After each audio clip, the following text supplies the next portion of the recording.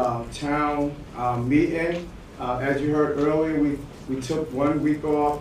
It was the 4th of July weekend, but we are so honored to be back. We're asking those who are calling in and those who are on Facebook, just hold on, and we're going to start momentarily. We're just waiting for folks to get on the lines and also folks to join us on Facebook. And good evening again. This is Rachel, your weekly host, and so I'm going to ask anybody who's on Facebook who wants to ask a question, dial 862-213-3758. That's 862-213-3758. And for those of you who are on the phone, you can just simply press 0 to ask a question. We encourage you to press 0 to ask a question. And with that, Mayor, we have 400 folks on the line. Wow, thank you so much, Rachel. Again, let me just say good evening to all of you who are watching us on Facebook, on YouTube, and those who are going to be joining us on the telephone tonight at our town hall meeting. We are very honored to be back, and as I said earlier, we took a week off to get into this 4th of July weekend. But tonight we have a really excellent program, and we're going to be talking about several things. We have our manager of the mayor's office and employment and services that office here with Donna Johns. We also have, who's been with us for the last 15 to 16 weeks, Dr. Griffin from our health department, and also Victor, who is with us, Oteg.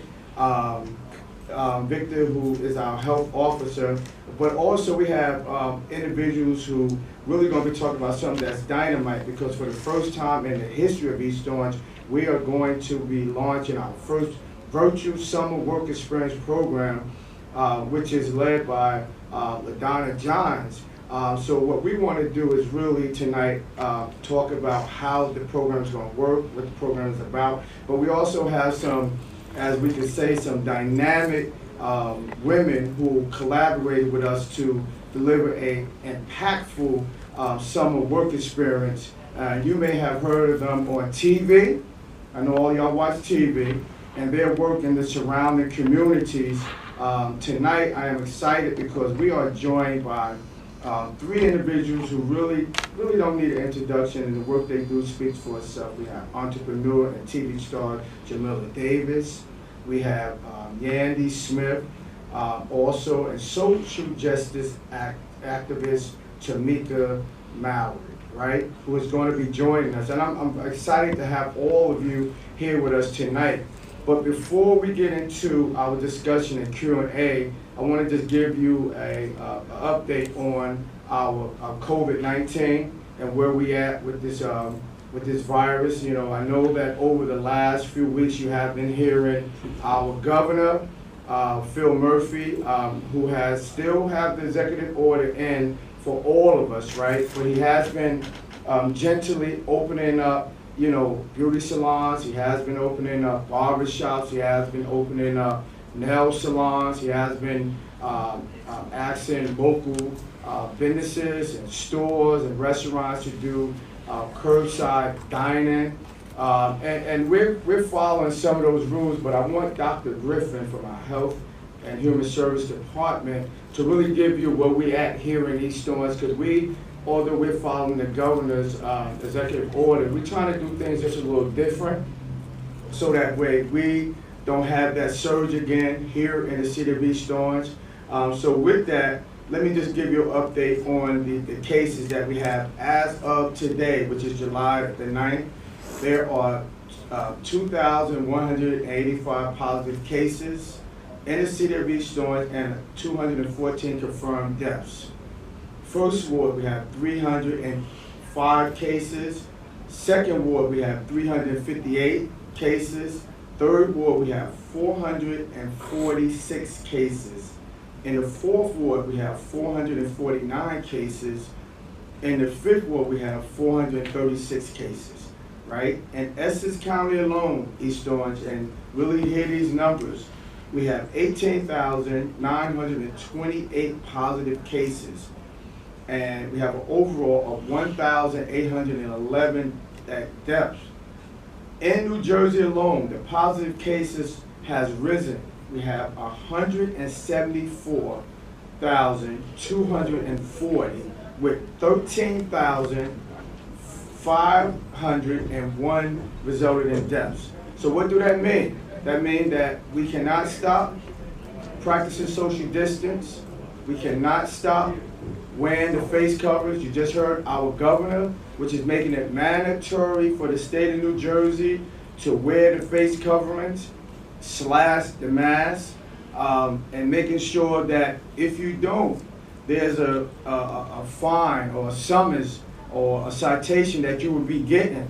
And we want to follow those same rules here in the city of East Orange because we know how important it is to make sure that all of us comply.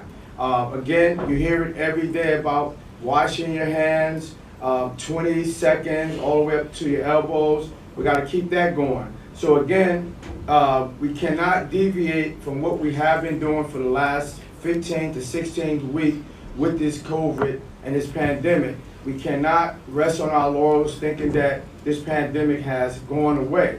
And with us launching our first virtual summer youth program is going to be very critical because we also going to have Dr. Griffin and Victor talk about our summer program. I'm going to say that again, our summer camp programs that's going to be a little different this year, totally from last year. And we have to listen because if you're putting your kids in camp, there are going to be some strict rules and we're not going to deviate from the rules. So for us to keep everyone safe and healthy, we have to do what we have to do. So with that, before we go right into Dr. Griffin, I just want to get into our SWEP program because I know there's many people out there interested in our SWEP program, right? So we have our manager of our Mayor's Office of Employment and Training, LaDonna Johns, with us today.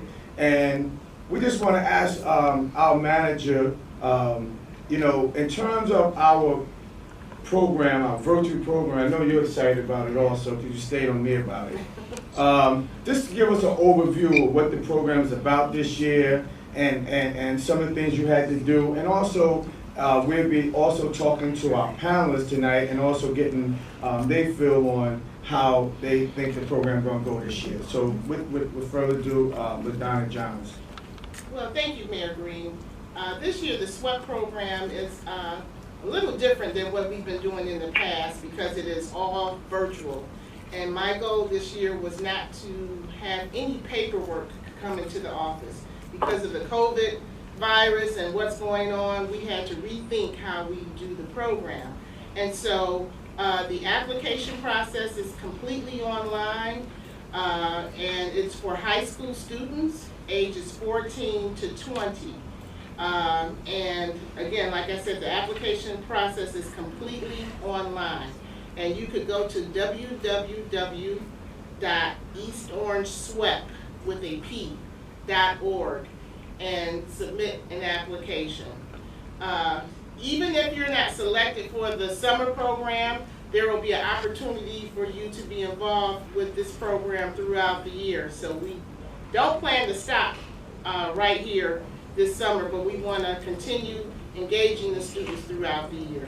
There are a lot of different areas that you'll get a chance to engage in, and it's more of an enrichment program where you get to learn different skills, new skills, and actually earn some certifications. For example, we have OSHA 30 training, and you'll become certified in that area. We have web and graphic design. We have physical fitness training where you can earn a certificate as a trainer. We have beauty, hair braiding, and eyelash technician. We also have music development. A lot of our students I know are very much interested in music. And we also have a media podcast. And so these areas have been very popular with the students. They've been applying. We've gotten tremendous feedback, positive feedback.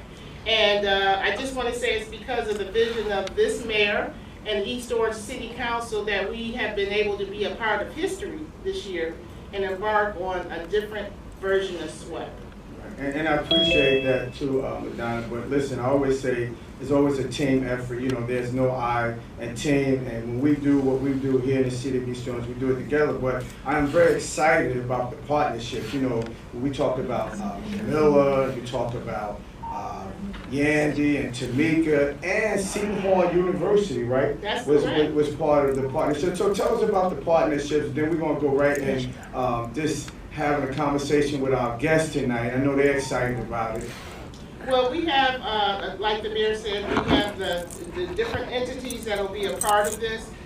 And the flow of the day will actually be that you can log on. There will be kind of an empowerment, morning motivation, and then you go off into your specialty that you selected for about 2 hours, and then you have a break for lunch, and then in the afternoon, we're going to engage our students in different areas as a group, like social justice, talking about the health issues that surround our community, learning how to own and run your own business. So I'm just excited that the students will not only learn something in their specific choice of area, but they'll be exposed. We'll have special guests coming in. We'll have a town hall on Tuesday. The mayor will get a chance to address the students as well. So I'm just excited. Well, and listen, you think you're excited. I know that when the flyer went out and when the Facebook went out, it went on Instagram with so many young people that I saw chiming in, and many people that I know throughout Essex County and other counties really was excited because they said, man, how did y'all put together a virtual summer work experience program? And I always tell people it's always a partnership piece, and with that, I know that a few last week we did a video, and I saw the excitement from our panelists. So I'm gonna get right to it. Jamila, how you doing? And just before you do that, Mayor, I just want to remind everybody online that if they press 0, they can answer questions to our panelists. And those who are watching through YouTube or Facebook, please call 862-213-3758, 862-213-3758 to ask the question. And again, press 0. And thank you, Mayor, and thank you, Jamila. All right, thank you, Rachel. So Jamila, I'm gonna do that intro again. Jamila, how you doing today? I am well and super excited about the Sweat program.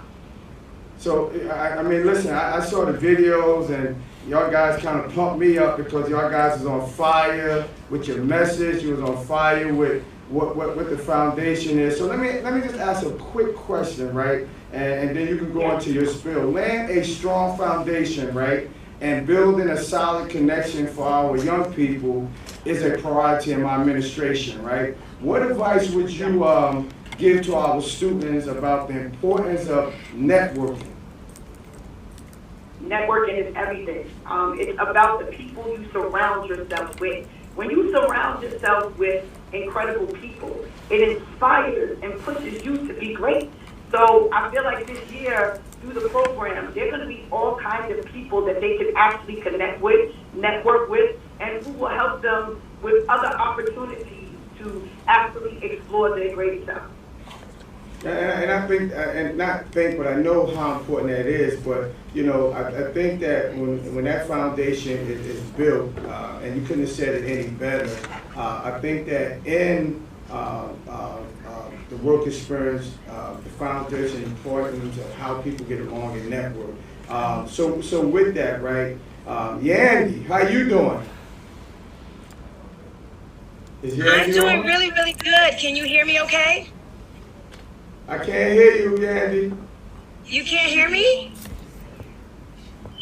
Oh, Yandy's on. Okay, Yandy, I can hear you. You can hear me now? I got my left ear open. So, Yandy, how you doing? I'm doing amazing. I'm super excited about this summer. I'm excited about connecting with the students virtually. I mean, we are in crazy, crazy times, but we have figured out how to weather this storm. So I am so excited to be a part of this amazing experience with our babies. And I hope that this is something that we can actually help to transcend into something amazing and continue and go on for a very long time, because like this, I can do this from home. I don't have to get in hair and makeup. I don't have to travel. I don't have to tell my kids to go somewhere else. I can actually do this from the comfort of my home. And it's so funny. Some of the things that I want to always do is bring people from my industry, from the entertainment industry, to help further and get these young people excited. It's so funny. I'm sitting here with Jonathan, who is a celebrity makeup artist. He's also on the show with me as well. And we were sitting here strategizing about some other groups and things that we want to do with these students. Jonathan, peek your head in really quickly and say hi. Hey, everybody. So that's Jonathan there. I don't know if you guys can see us. Can you see us? Say yes. Yes, Because yes. I see Jamila. I don't see anyone else. Yeah, but, Jamila's here. Jamila's here. Okay, So good. let me ask you a question, right? Sure. And I'm glad when you talked about that our young people will be able to have employment and also be able to work in a safe and healthy environment, right? I think that that is one of the pluses that we are excited about, because we was able to do it in a time that, be honest with you, all of us, quite a few municipalities trying to figure out how can we get our young people to work and have a work experience. Now, this program will help our young people learn about entrepreneurship. And my question to you is, what are some of the companies and our young people will be receiving training in? What are some of the companies? So one thing that I want everyone to understand is this is not going to be a lackadaisical program. Like, we are going to be very structured. We are going to bring in experts from every field that our young people have reached out to us and told us that they're interested in. So one thing that's been really important for our young people is they want to generate income now. If you sit in a room full of young adults and ask them, do you want to have a 9-to-5 job, or do you want to be your own boss? 90% of the people in that audience will say, I want to be my own boss. Even the people that have business services, from legal to accounting, they don't want to just be an accountant. They want to own the accounting firm. They don't just want to be a lawyer. They want to be a partner or own the legal business. So what we're going to do is teach you everything from the nuts and bolts in being an entrepreneur. So we're going to bring in lawyers. We're going to bring in sports players. We're going to bring in celebrity hair and makeup artists that are experts. We're going to bring in videographers. We're going to bring in people in film and TV. One of our students wanted to be a creative writer. So we brought in a creative drawer, and then we brought in Caesar from Black Ink, who's a tattoo artist, and he learned everything that it took, not just about drawing creatively, but also the business behind it. So what goes into how you do your marketing, what goes into pricing, how you price yourself, what goes into having insurance for your clients. So all the things that you can think of, and I can run down a gamut of things that we have done and that we intend to do with this program. But the main thing is to give our young people tools that they can start to access the real world and generate an income. So we have 16-year-old entrepreneurs that are incorporated, that have their own, LLC or S corp, so that we can have 15-year-olds that are starting to be young millionaires. The goal from this is for us to create generational wealth, so that this can be something that generationally, sometimes these children will have to teach their parents, because a lot of their parents, they only know 9 to 5. So these children will, in essence, be teaching their parents how to generate an income and be your own boss, ultimately generating income for our communities that we live in as well.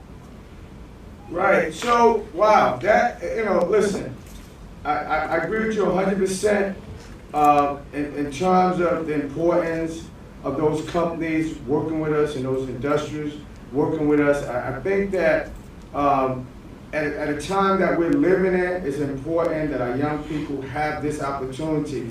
Also, Yandy, let me ask another question. How can our students capitalize on this summer program experience and make this training translate into real income? Oh my goodness, well, that is what we specialize in. So the goal is not for you just to learn graphic arts, to keep that talent in your head. The goal is not for you to learn how to be a web designer and keep that talent in your head. The goal is for you to actually take these in-classroom experience or virtual learning experience and apply them to real life experiences, where if you're a graphic artist and you're also, taking a class on celebrity makeup and hair, maybe you can do flyers. The graphic artist team that you build, because we intend to build teams and network and have partnerships. We believe in collaboration for sure. Maybe now you can use these graphic artists to create your flyer for your hair and makeup. You pay the graphic artist, you charge for hair and makeup, you even do tutorials on your YouTube page.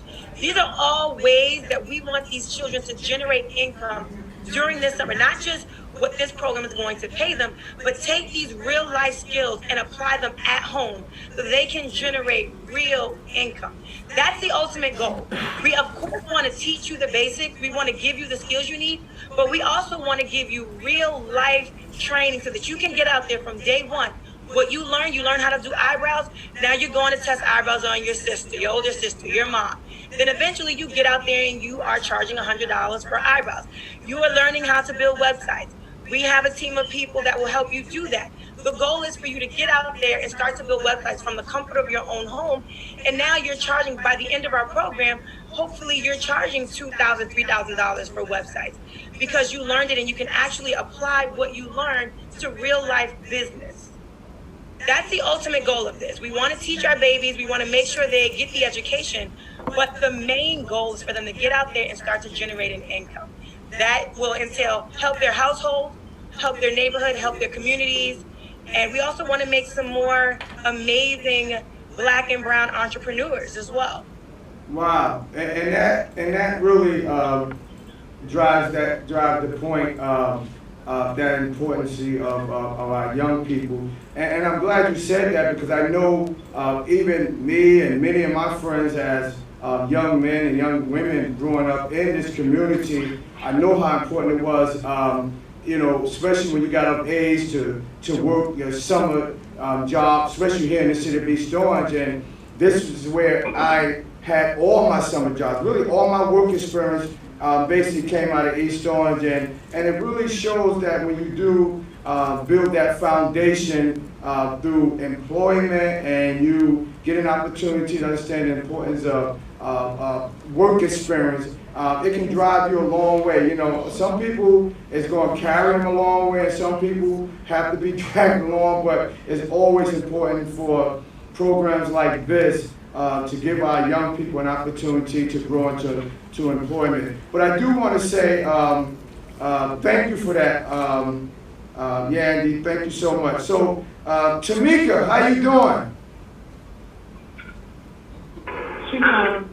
Can you hear me? I can hear you, Tamika. Listen, I just want you to know when I saw that video, you had me pumped up. I had to go home and look at my tapes. I had a dream about Martin Luther King. I looked at one of my tapes. Keep your eyes on the prize. You just had me really fired up.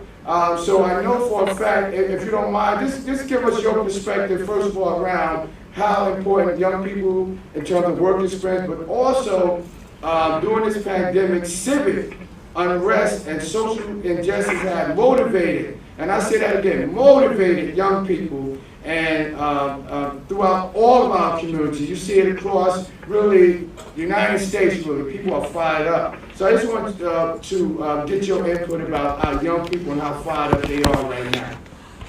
Listen, young people, this group of young people, or this class of young people, if you will, they're different. They're very courageous. They're very bold. Some of it is good, some of it is not so good. But they are different from young people that we know of the past. Even when I think about my own life, I realized that, I learned a lot of respectability politics from my elders. And today, these young people, they are that's just not what they do. That's not what they're into.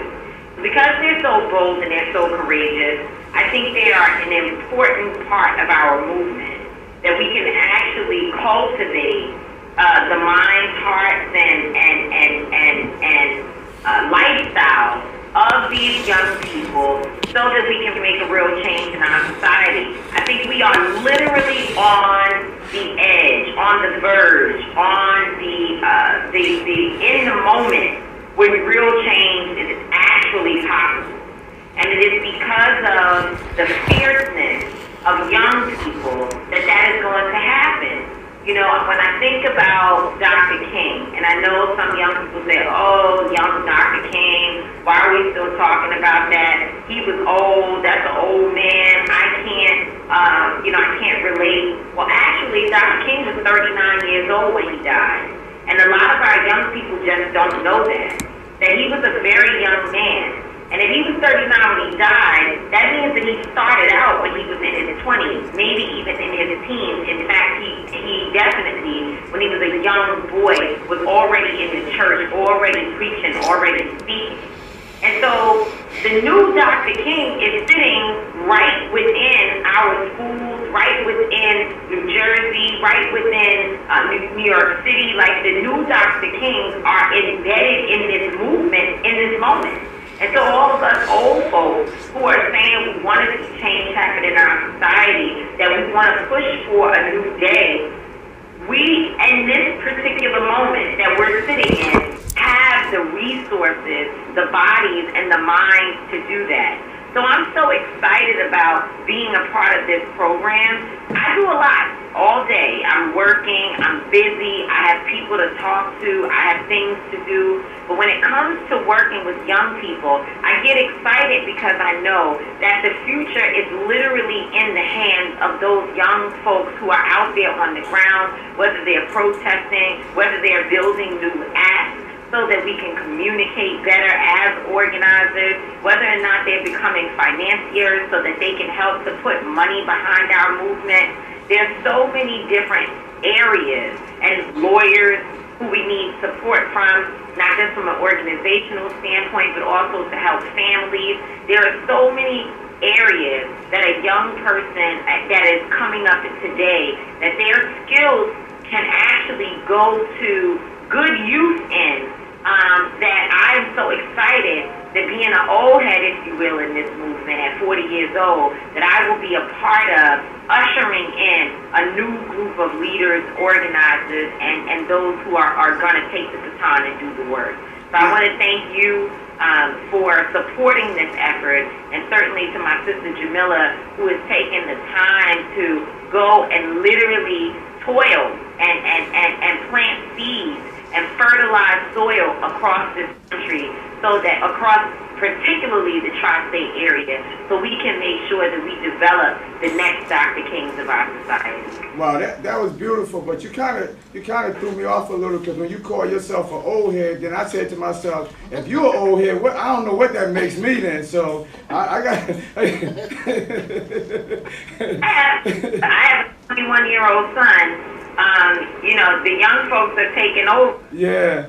I just, when you said old head, I consider myself, when you said you at 40, I'm like, but listen, that is beautiful, and I want to say thank all of you for the passion that y'all have, right? But I do want to ask, because when I watch your video, and it was very passionate after George Floyd's killing, and it was very moving. So I always kind of have to ask this question: where do we go from here, and how can young people's voices and concerns continue to be heard? There's short term and there's long term.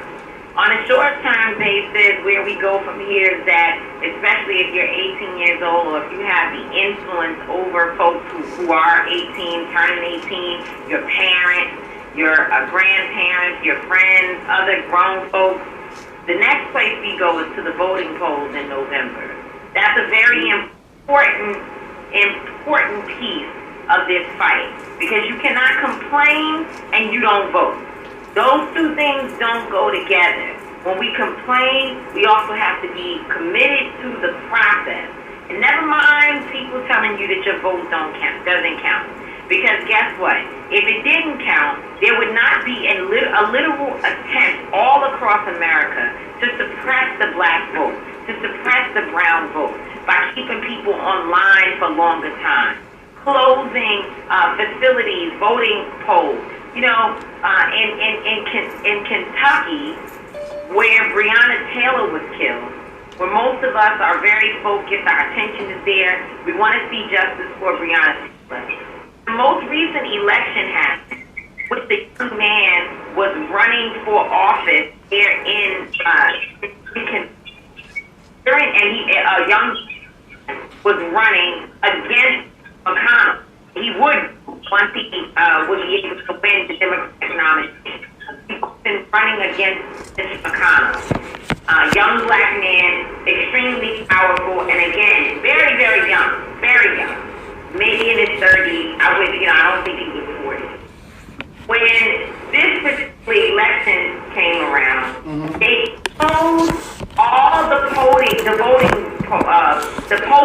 sites, in that area, and 600,000 people had to go to one site. The only reason why they would ever do something like that is to suppress our right to vote. People don't work hard to take away from you things that they don't know is valued. Right. And so your vote is extremely valued. Right. The other thing is we need to, on a short-term basis, encouraging our parents, our family, our friends, our neighbors, fill out census forms. Because one of the biggest problems that we're dealing with in our society right now is that a lot of people who are in power are afraid to lose because this country is browning. It is getting browner. It is getting darker. We are becoming the majority. And therefore, power slips out of their hands. Well, the only way that we will be accounted for is to take that census, to fill out that census form. And no, you're not too young. No, you're not. Don't. I was an activist when I was 13 years old. I didn't just get to the place where I am today by jumping in once I became 21. I was already being trained. I was already in the development process. Right. I was in programs like the one that we are now bringing to your city. Right. I was already in a pipeline, and we want to make sure that these young folks understand that there's a pipeline. But I think on a long-term basis, and I'll shut up after this, when we say, where do we go from here? We need to understand that the rage and pain and everything that we feel in our hearts about this moment that we're in, that all of it is righteous. That you are righteously angry. You are righteously afraid. You are righteously concerned. But none of it will matter if we don't focus on what it looks like to make our own personal communities whole. So we have a responsibility on our street corners, in our buildings, and in our families to do the work necessary to restore hope, faith, and peace for ourselves. Right. We saw this summer that over the 4th of July weekend, that at least 8 kids were killed. What we know about these shootings and these killings is that they don't happen in a vacuum.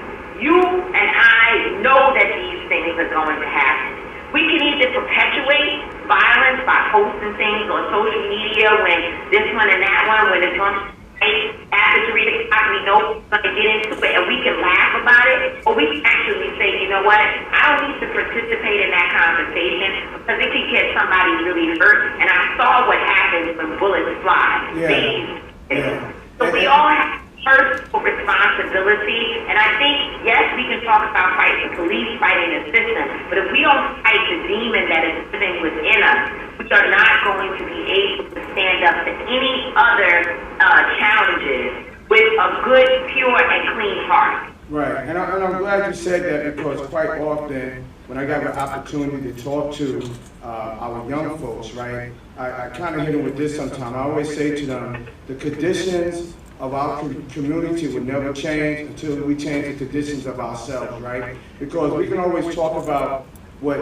others are doing, but we got to change our conditions, right? And then when we change our conditions as who we are in a community, then the conditions around us start changing, right? So I want you to hold a thought because I'm gonna ask Rachel for Tamika, Jamila, Yandy, hold on. We got telephone calls coming in. We just want a few of our residents and those who's on the phone to have an opportunity to ask y'all some questions. So Rachel, let's rock the world.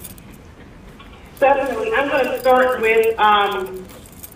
to start with some of our Facebook questions, and then I'll bring in some live posts. So from Facebook, from Hamidia Williams, we have a question that says, when will the young people know that they get part of the SWEP program? So we're going to go around and ask each of y'all in 1 minute, kind of just give Yandy's not on anymore? Okay, so Tamika, Yeah. Jamila, can y'all answer that I'm question? here. Did you So hear it? by Thursday, which is, well, by tomorrow, which is Friday, everyone will know that they've been accepted. We've been going through the applications. We've also had, all the kids had to go on and say why they should be a part of the program. We had close to 1,000 young people who signed up for this program, and we're taking it very seriously. So we're going one by one through the videos, checking the qualifications, and by tomorrow, they will be posting all of the students that will be a part of the program. Great. Great, thank you. I have another question. Students who don't have, students who are not from the United States that are in school, will they be able to participate in the program? That's a question for Ms. Johnson. Yes. But I believe all East Orange residents that are students are able to attend. Right. Yes, definitely for East Orange students, and yes, you have to be a U.S. resident or citizen in order to participate, because there are government forms that we have to fill out for income tax purposes. So. Right, so y'all heard that, you have to be an East Orange resident, you have to be a student, and you have to be a U.S. Citizen, so that's what it is, guys. Go ahead, Rachel. One more question, and then I'm going to switch gears and bring folks in line. The students with disabilities, are they able to participate?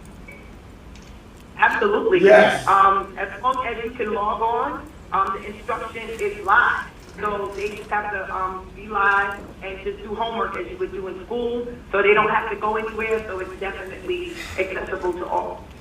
Right, so say that again. Students with disabilities are able to log on, as long as they're able to log on, they're able to participate in our summer program, without a doubt. Thank you. Okay. If it's okay with you, Mayor, we have a lot of city-related questions. Can I switch gears? All right, can we shift gears? So, Yande, Tamika, and Jamila, don't go nowhere. Hang on the line. We're gonna take some city questions, but we don't want y'all to go anywhere. So I'm going to bring in Lorraine Lee. She has a question about East Orange schools, returning, and cleaning. Lorraine? Yes, I'm here. Okay. Hey, Lorraine, how you doing? I'm doing well, thank you. I finally get to speak to you guys after so many weeks of listening. Well, we apologize, but you're always able to call the mayor's office.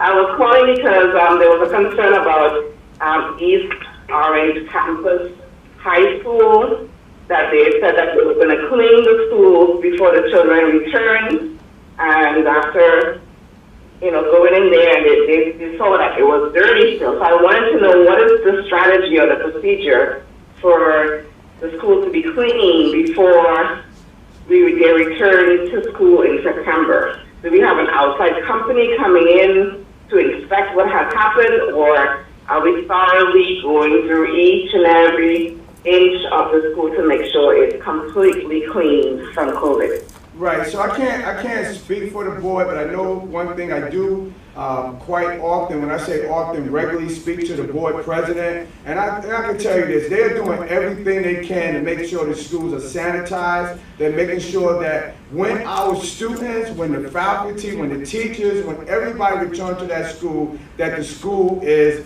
at a level where it is sanitized and healthy and safe. So I really don't know where that's coming from, but as the mayor, because I'm the one that appoints the board members, we're doing everything we can. We would not allow any of our students, and I'm saying, and I'm not speaking for them, to go back to school in any of our schools, any 23 schools that we have here in the city of East Orange, without those schools being sanitized. We are not, that's not what we're about here in the city of East Orange. And I can speak for them in that fashion because we talk regularly. That's not going to happen. Those schools are going to be sanitized, going to be clean, and when they go back to school, our students will be safe and healthy. With some guidelines. They got to follow some guidelines, and Dr. Griffin will talk about that. Yes, we have actually been communicating quite a bit with the school district. I know that our health officer, Victor, has also been communicating with the school district. We've been speaking about cleaning and how they're also going to provide support for not only the personnel, but also the students as well. So the Board of Education and the school district is really taking a lot of time and putting a lot of thought into how they can most effectively and safely reintegrate the students back into the district and into the buildings, ranging from capacity and assessing capacity. But there are specific guidelines, so we're going to still be following all of the same health-related guidelines that have been released from the New Jersey Department of Health, as well as the governor related to capacity. So we will be following and supporting the school district in adhering to all of the guidelines to make sure that the personnel and the students are safe. Do you have anything to add? No, I think you were.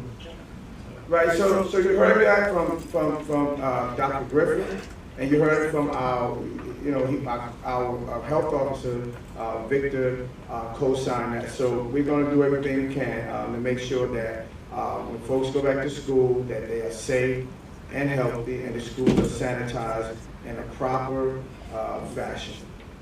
Rachel?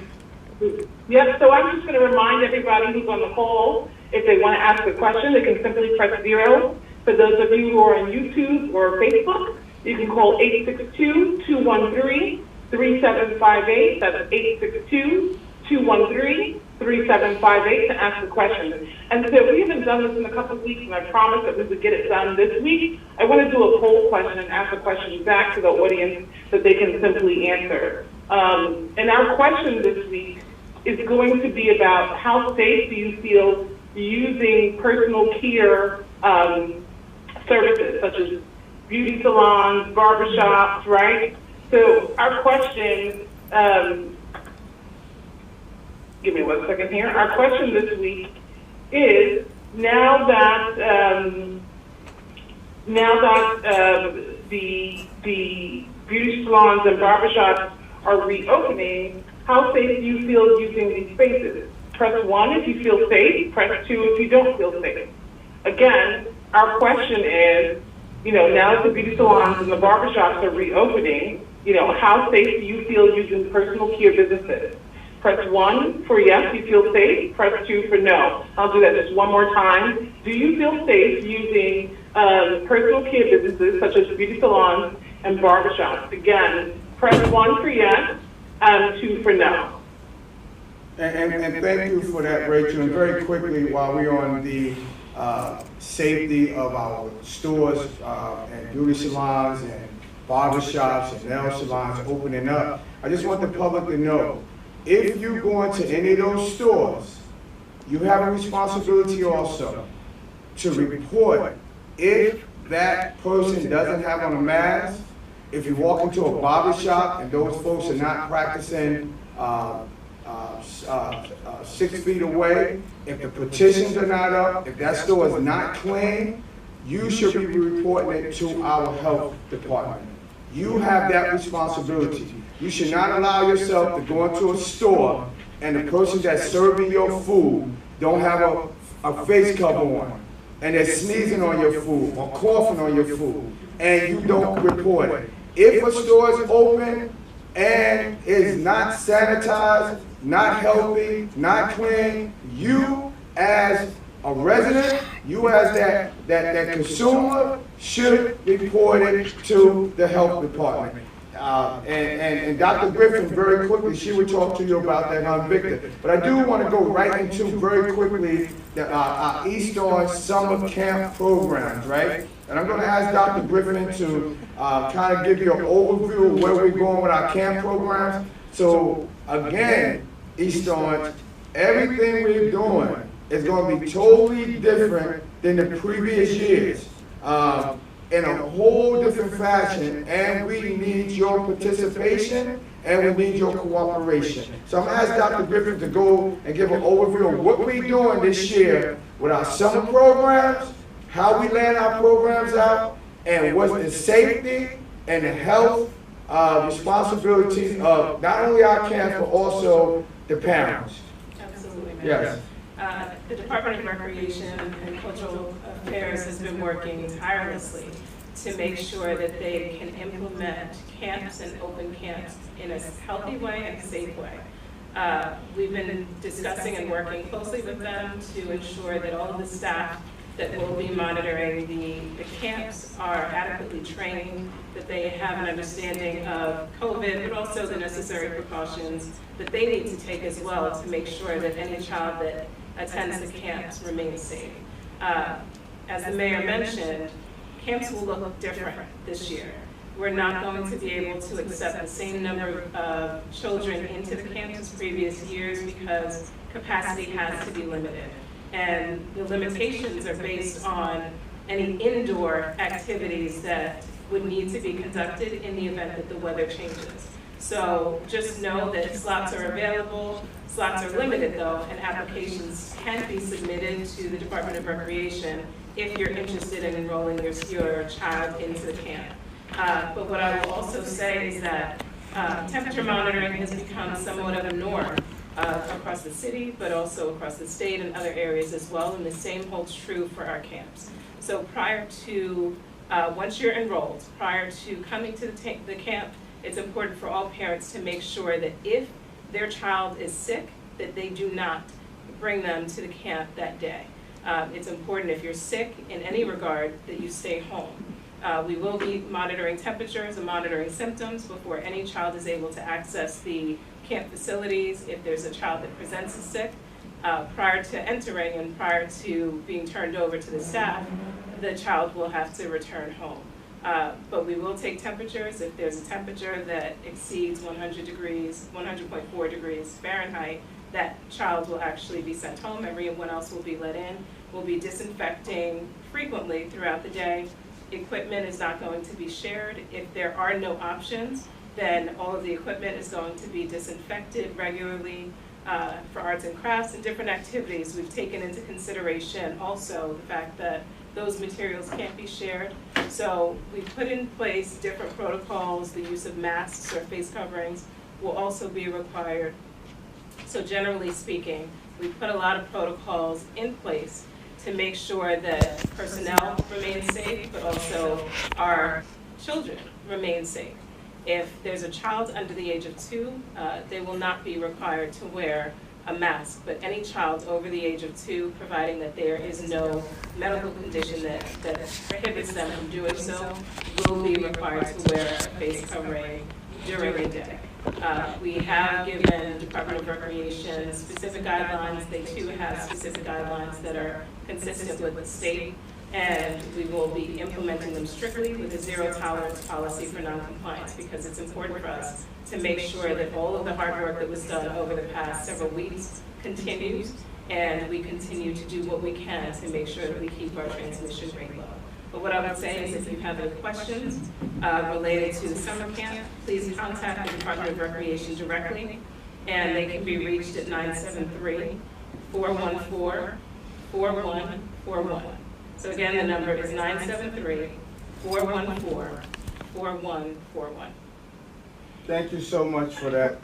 Let me just let everybody know we had some technical difficulties. We had to redial. Everybody's coming back online. So I want to apologize and just kind of let you guys know that as we are reloading all of our participants back in the room. Okay. So I just want to give everybody a heads up. Thank you so much, Rachel. So listen, tonight, as I said to everybody that's listening and watching, we kind of bouncing from our virtual job program, and we're bouncing to give you updates on our openings in terms of our summer camp programs, our food distribution. But what I want to do, since Jamila is back on, Jamila, how you doing?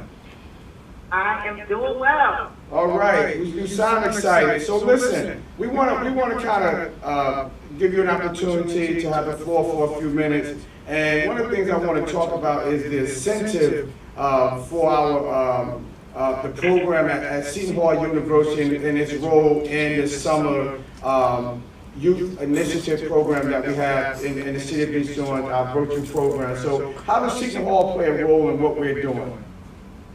So Seton Hall is actually evaluating our impact.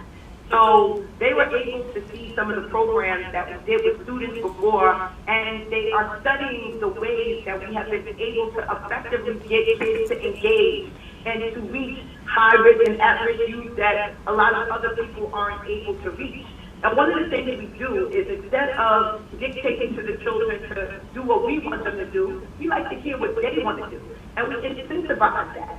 So basically, we have a whole series of checkpoints where they'll be actually completing assignments.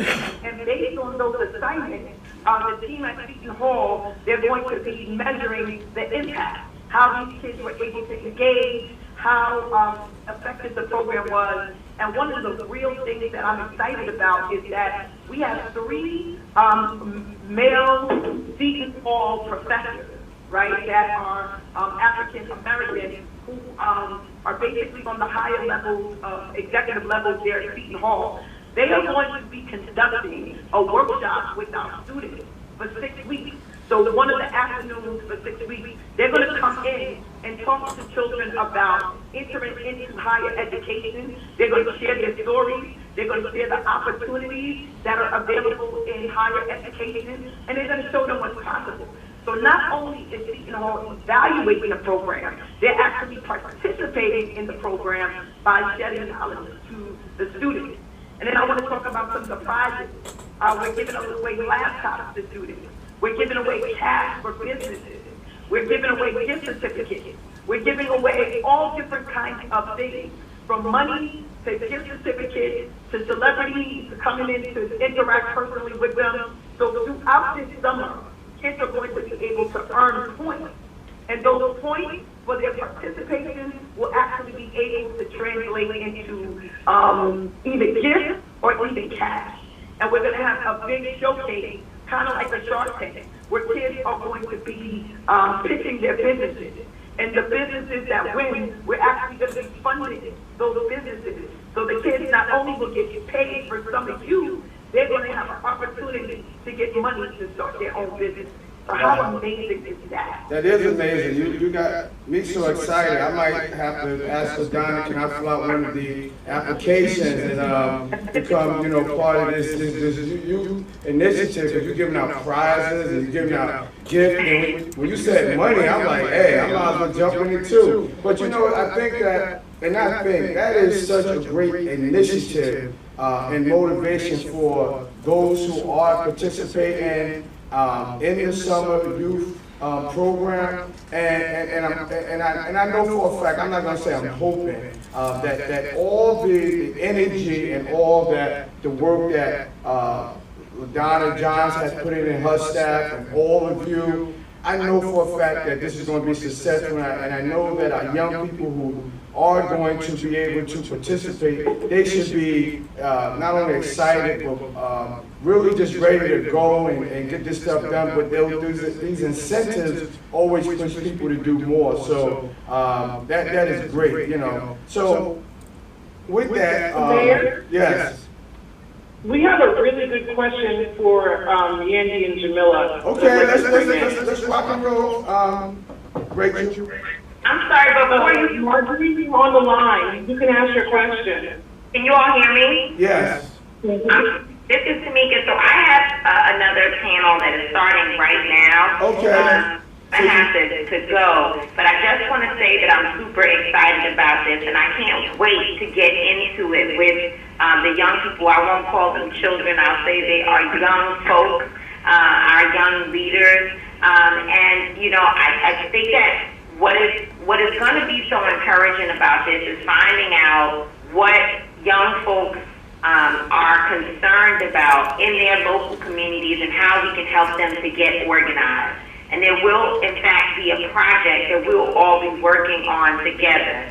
So we will have an opportunity to really learn what it means to advocate for ourselves and to ensure that our voices are heard. And I think there is no more important work, nothing that is more important than to be literally engaged in helping young people find their voices. So I'm excited. I'm going to be back. I'm going to be invested. I'm going to be 100% involved, hands-on with this program. And I want to thank you all again for allowing us the opportunity to participate. Thank Jamila for opening up the doors for so many of us to do what it is that we love. And I'll see you all as we get started in the very, very near future. And Tamika, thank you very much, honestly, for taking time out of your schedule. I'm looking forward to meeting you and continue along with LaDonna Johns and seeing how we can partnership on some things right here in the city of East Orange, because I really am very excited about the things that y'all are doing. So, you know, partnership is always something that we want to do here in the city of East Orange. So with that, thank you, and enjoy your evening, and we'll talk soon. Great work. Thank you. Bye-bye. All right, bye-bye. Okay, so. Marjorie, you're on the line. You can ask your question. Rachel, can we go to the next person if that person's not on? Yep, so, well, I just want to say what her question was. She wanted to know how she can get involved with the program as a volunteer because she wants to be part of the solution. Wow, that's great. So, LaDonna, how can this individual get involved because she wants to be part of the solution, not the problem? Well, you can reach us at the Moet offices. Actually, an email would be better. So I'm going to give you an email address, and then I'll make sure maybe Connie can post it later. But you're going to email at youth-2000 at eastorange-nj.gov. I know that's a long email address. That's our city email. And but I'll have Connie post it again as well. Yeah, she's doing that now. Yeah. And we've been Mayor, that's actually a good question because we are looking for businesses who want to give our young people opportunities. So any of the programs that we're doing, if someone's a business owner in East Orange and they want to do some mentorship and have the young people have opportunities to work within their business, that would be great as well. Oh, without a doubt. You know, one thing about what we're all talking about today, honestly, we've been promoting the importance of the businesses here in our community to employ and empower our young people. Because if we're shopping at your stores and we're doing business at your stores, you can't be afraid to hire our young people to give them some work experience. So I'm with you 100% on that. I do want to talk about the young lady who just came on. Thank you so much for wanting to come in and help. Because quite often, we see folks that get on this Facebook, get on social media, and complain about everything, but not doing anything. You know, always saying what the problem is, but don't have a solution to help. And one thing about this administration, we are welcoming anyone that want to be a part of doing something positive. Period. If you're doing something positive, you have some ideas, you want to come in and work with the community, work with our young people, work with our teenagers, come talk to us, and we welcome your idea. If it can work, we fine. But if you don't have a solution, I hate to say it like this, then shut up. Don't say anything, because most of the time you'll say that this person's not doing this person's not doing that. Then I have to question, what are you doing? You know, but thank y'all for that, right? So with that, I know that, Rachel, how much time do we have? I extended it a little bit because we had a little technical difficulty, so we have about 10 more minutes. Oh, great. Do we have any more calls? We surely do. I'm going to bring in Ms. Johnson, who looks like a senior, who has some questions about the supermarket. So this might be some constituent service pieces. Okay. Okay, Ms. Johnson, you're live. Ms. Johnson? Okay, well, Ms. Johnson's not here, but her question was the smell coming out of the supermarket at Brick Church in East Orange. She wants to know what can be done if somebody was sent out. Say that question again. I'm sorry, Rachel. Yeah, she wants to know there's a smell coming out of the supermarket at Brick Church, and she wants to know what can be done if someone should be sent out to inspect it. When she say the supermarket, she's talking about Rite Aid or? Well, she's talking about the supermarket over at the Brick Church station.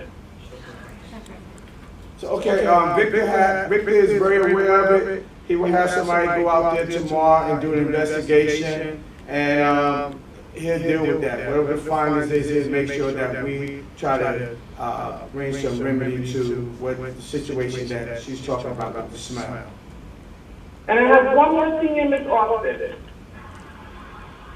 Okay, Ms. Austin, you're on. Hello. How you doing, Ms. Austin? Hi. My name is Boston. Oh, Boston, okay, I'm sorry. That's okay. My concern is about senior employment. Many seniors, which I am a senior also, our income once we become retired is not enough to really support. And are there any employment opportunities that we can find that will supplement our income? Because with the low income, and I'm not in the low income housing, my income is really not enough to support me and cover my rent and basic bills. So I wanted to know if there are any employment opportunities available. Well, great question. I'm going to ask Donna John to answer that question and see what programs that we have for our seniors. Yes, we do have opportunities available for seniors. Prior to COVID, we had the Senior Workforce Board, a board of senior citizens who actually focused on just assisting seniors in the job process. Right now, post-COVID, we have job developers located at Moet, so you can give us a call or give us an email and we will help point you in the right direction. Now, one thing I will say that a lot of job opportunities at this time are virtual. If you're good with computers, that would be great. If not, they do have some physical labor type jobs. There are not a lot of jobs in offices and things like that, clerical. However, contact the office and you can see what we have. Also, I'd like to add that a lot of jobs are now requiring that you are tested for the virus. So they are making that a requirement with many jobs. So you can reach us at the Moet offices at 973-677-8914. Can you say that one more time, please? Yes, 973-677-8914. Mayor, I think that you and Tamika and Jamila and Andy have inspired someone, so I'm going to bring in Ms. Garrison, who wants to be part of the solution. Okay. Ms. Garrison?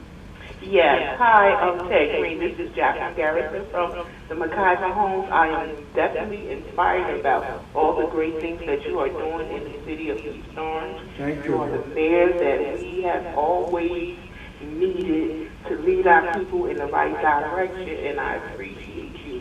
So what I'm asking is, can you please repeat that email address so that I can be a part of the solution? And thank you. Go ahead, down and repeat that. It's YOUTH dash 2000, that's 2000 at East Orange dash NJ.gov. And there's no space between East Orange. It's just all together. One word. One word. Okay. And this is a telephone number if people want to get involved. How do they do that? Yes, you can call the main office for the Mayor's Office of Employment and Training at 973-677-8914. And also I want to give you the the number to the Mayor's Office of Mayor's Office of Constituent Services, 973-266-5151. Any way we can be helpful, please call, and we want to just thank you so much for wanting to be a part of what we're doing here in the city of East Orange. Okay, Mayor, we're at the 5-minute mark, but we're going to wrap. Okay. So let me just say this to.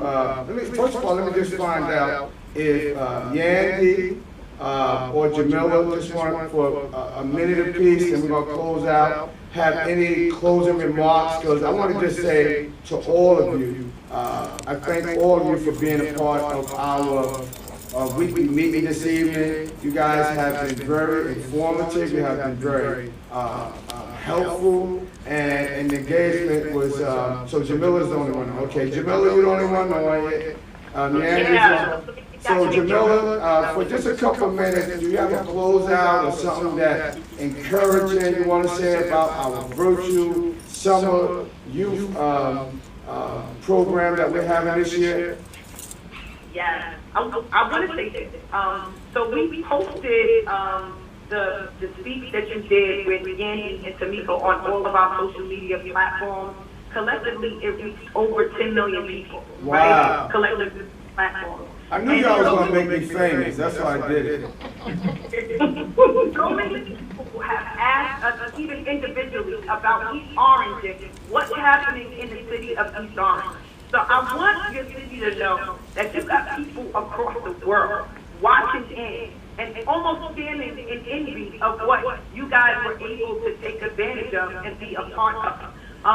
When COVID-19 hit, a lot of cities are not prepared. So many did not have summer youth employment this year. But not only did you do a virtual program, which some cities have been able to do, you have so many people who are at the top of their game that are volunteering to be a part of this program and are getting involved. Then you have members of your city that are getting involved. So it just shows that when we collaborate and come together, anything is possible. And that's what we're showing our kids. We're showing our kids, let's get together. Let's find our gifts. Let's find our talent. Let's use our voice, right? And one thing about you even becoming mayor, you wasn't scared to use your voice. And one of the things we want you to do with the kids is to share your story. So a lot of times what happens is kids look at television or they look at someone's story and they think that they're different than that person.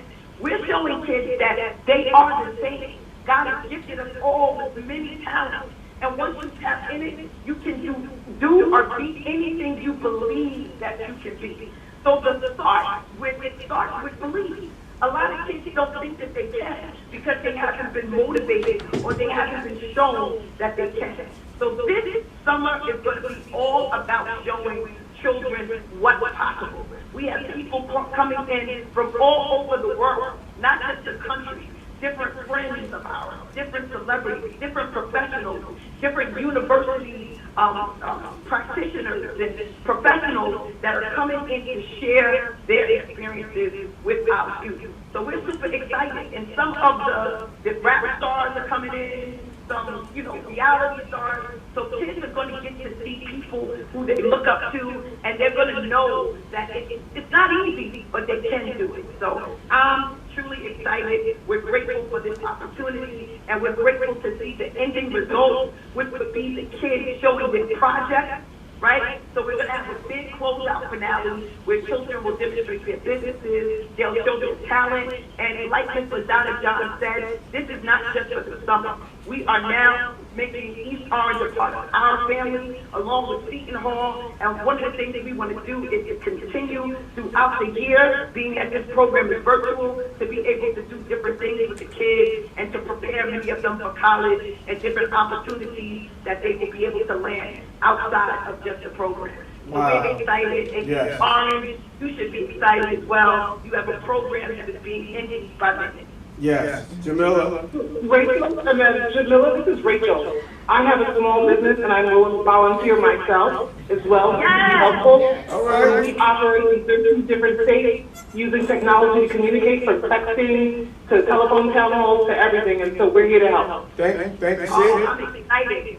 So Well, listen. definitely, LaDonna, please connect us so that we can get her in one of the town halls or one of the sessions with the kids so that they can learn more about what she does and what's happening right here. Yes, we listen. This is why it's so important for us to have these conversations and bring individuals like yourself and Yandy and Tamika and this partnership along with Seton Hall. But as we move this city along, it's a team effort, right? And I quite often hear people talk about each one teach one. We have to mean that. And if we always talk about that, we are the village, then you have to mean it, you have to possess it, and you have to do that. Because a lot of times, most folks will say that they're the village, but then they're outside the village. You can't be a part of the village and being outside. You have to be inside the village and you have to do something, right? And this is what this conversation today was about. It was a great conversation. So I want to thank all of you for just being a part of this partnership, an exciting partnership, a venture that we took on. Very thankful for LaDonna Johns and Dr. Griffin and her office, because it ain't always me. You know, I tell people all the time, I'm the CEO of the city, but it's a team effort of what we do. From my public information office to my chief of staff, it's a whole team that makes what we do work. And it is a true saying, teamwork makes the dream work, right? So we're going to make this dream work right here in the city of East Orange, believe that. So with that, I'm excited, I'm sweating, I'm ready to roll up my sleeves and do whatever I have to do. But before we go off East Orange, you heard that, our young people out there, you should be excited, because we're excited. And we're excited because we did everything we can during this pandemic to make sure that our young people who gonna go down in history in 2020 with this pandemic, but the opportunity that we all work so hard to give all of you, because we're very grateful to make sure that you have work experience. So with that, make sure all you guys get on those emails, get on those telephone calls. They are on Facebook. But I want to close out with this very quickly, East Orange. We're still going to have our summer food distributions in the parks. Let me give you the parks where you can pick up food during the day, Monday through Friday, 11:30 a.m. all outside of the parks. Columbia Park, Elmwood Park, Hare Park, the Masjid, Memorial Park, Oval Park, Saba Park, Raleigh Park, Washington Park, and Waseston Park. Those are all the parks. And very quickly, East Orange, we are now enforcing the parking rules. So I know for a fact that during this pandemic, what we did, we put a hold on that you can park on our city streets. Please note that we are now lifting that restriction. And you're going to get notices through our through our Facebook, Instagram. We're going to start putting information on the cars, and after that, we're taking full force when it comes to parking, and we are going to make sure that we enforce the law. I have to clean my streets, so I'm asking all of you to help us, to help each other, to keep our city clean and safe. With that, we love all of you guys. You have to stay safe. You have to stay healthy. You have to wear those masks. You have to make sure that if you're out, practice social distance. This COVID-19, this pandemic is not over.